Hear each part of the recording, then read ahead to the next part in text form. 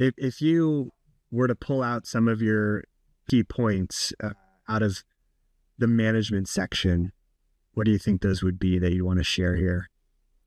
Let me think about that for a second. One of the quotes I use in the book is from Otto von Bismarck, which is fools learn from their mistakes. I prefer to learn from the mistakes of others. To translate that, in management, there's a lot you can learn through trial and error, but due to the nature of management, those errors will be costly, right? Either to your business or to morale on your team. You might unintentionally hurt an employee or hurt their opinion of yourself or the company.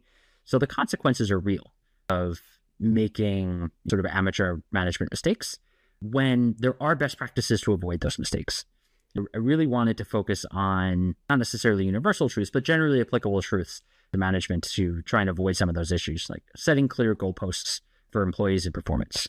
And it's very common that you have employees who will come to you and say, what do I have to do to get a promotion? Right? Very common one-on-one topic. The fact that the employee came to the manager and asked that question signifies that the organization has failed to establish clear goalposts in advance, right? That is a symptom of a lack of a process or lack of clarity within the company.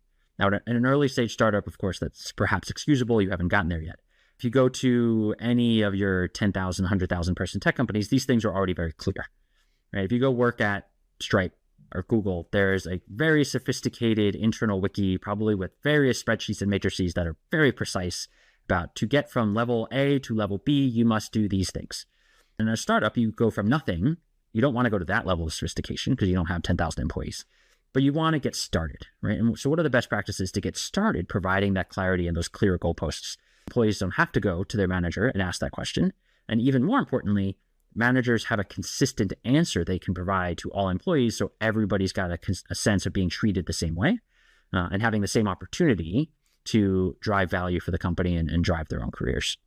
Yeah, that brings up something I read in the book about, I think you said that you tried to tie it to production so that it would be a win for the company and a win for the employee. If you're actually producing code or new features at X rate, that puts you at this earning power, and it's a win-win.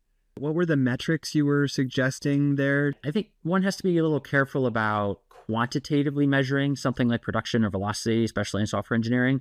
But the general principle of, as a manager at a smaller company, designing a performance review system, you have the opportunity to very clearly align incentives between the employee and what matters for your business.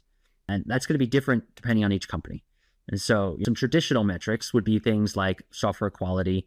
How many bugs has the person shipped, or contribution to pull requests? Are you reviewing other people's code and helping them level up, or participating in an interview process? These kinds of metrics are relatively applicable.